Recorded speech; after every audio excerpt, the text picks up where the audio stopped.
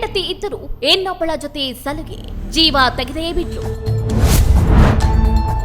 ಅಶ್ಲೀಲ message, torture, ಜೀವ ತೆಗೆಯೋದಕ್ಕೆ ಕಾರಣವಾಯಿತು. 4 ಪರಿಚಯಸ್ಥರು ಸ್ನೇಹಿತರೇ ಆಗಿದ್ದರು, ಪ್ರಾಣ ತೆಗೆದವರು.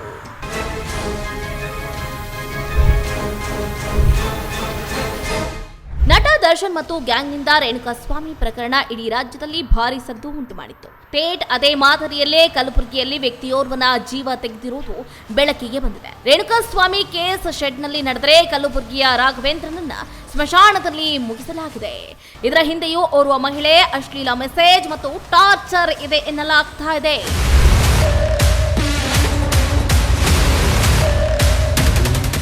ರಾಘವೇಂದ್ರನ ಬಿಟ್ಟು ಮತ್ತೊಬ್ಬನ ಜೊತೆ ಸ್ನೇಹ. ಕೃತ್ಯ ಎಸಗಿ ಬಂಧಿತರಾದ ಆರೋಪಿ ಅಶ್ವಿನಿ ಮತ್ತು ಮೃತ ರಾಘವೇಂದ್ರ ಇಬ್ಬರು ಮೊದಲಿನಿಂದಲೂ ಸ್ನೇಹಿತರು. ಯಾವಾಗ ಅಶ್ವಿನಿ ಸ್ನೇಹ ಮತ್ತೊಬ್ಬನ ಜೊತೆ ಜಾಸ್ತಿ ಆಗುತ್ತೋ ಆಗ ರಾಘವೇಂದ್ರ ಸಿಟ್ಟಿಗೆದ್ದು ಇಬ್ಬರ ಮಧ್ಯೆ ಜಗಳ ಆಗುತ್ತೆ. ಅಶ್ವಿನಿಯನ್ನ ಬಿಟ್ಟುಕೊಡದ ರಾಘವೇಂದ್ರ ಪದೇ ಪದೇ ಟಾರ್ಚರ್ ನೀಡ್ತಿದ್ದಂತೆ, ಅಲ್ಲದೆ ಅಶ್ಲೀಲ ಮೆಸೇಜ್ ಕೂಡ ಮಾಡ್ತಿದ್ದಂತೆ. ಹೀಗಾಗಿ ಅಶ್ವಿನಿ ತನ್ನ ಸ್ನೇಹಿತ ಗುರುರಾಜ್ಗೆ ಈ ಬಗ್ಗೆ ಹೇಳಿದ್ದಾಳೆ. ರಾಘವೇಂದ್ರಗೆ ಒಂದು ಗತಿ ಕಾಣಿಸಲೇಬೇಕು ಅಂತ ಕಾರ್ನಲ್ಲಿ ರಾಘವೇಂದ್ರನನ್ನ ಕಿಡ್ನಾಪ್ ಮಾಡಿ ಕೃಷ್ಣನಗರ ಸ್ಮಶಾನಕ್ಕೆ ಕರೆದು ಮುಗಿಸೇ ಬಿಟ್ಟಿದ್ದಾರೆ.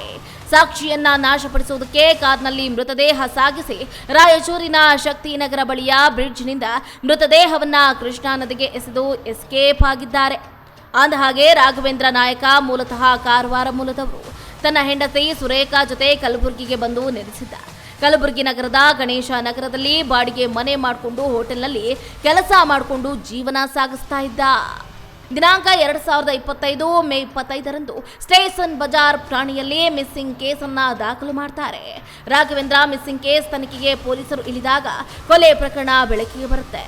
ಅಂದಹಾಗೆ ಪೊಲೀಸರು ಈ ಪ್ರಕರಣ ಭೇದಿಸುವುದು ಚಾಲೆಂಜಿಂಗ್ ಆಗೇ ಇತ್ತಂತೆ. ಯಾಕಂದ್ರೆ ಮಿಸ್ಸಿಂಗ್ ಆದ 2 ತಿಂಗಳ ಬಳಿಕ ಕೇಸ್ ದಾಖಲಾಗಿತ್ತು. ಆರೋಪಿಗಳಾದ ಗುರುರಾಜ್, ಅಶ್ವಿನಿ ಮತ್ತು ಲಕ್ಷ್ಮೀಕಾಂತ್ ಈ ಮೂವರನ್ನ ಅರೆಸ್ಟ್ ಮಾಡಿ ಕಂಬೆ ಹಿಂದೆ ತಳ್ಳಿದ್ದಾರೆ.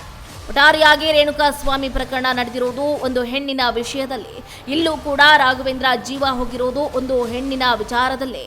ಅಶ್ಲೀಲ ಮೆಸೇಜ್, ಟಾರ್ಚರ್ ವಿಚಾರಕ್ಕೆ ರೇಣುಕಾಸ್ವಾಮಿ ಜೀವ ತೆಗೆದಿದ್ದ ಶೆಡ್ನಲ್ಲಿ, ಆದ್ರೆ ರಾಘವೇಂದ್ರ ಮರ್ಡರ್ ಆಗಿದ್ದು ಮಾತ್ರ ಸ್ಮಶಾನದಲ್ಲಿ. ಹೆಚ್ಚಿನ ಸುದ್ದಿಗಳಿಗಾಗಿ ನಮ್ಮ ಚಾನೆಲ್ನ ಸಬ್ಸ್ಕ್ರೈಬ್ ಮಾಡಿ.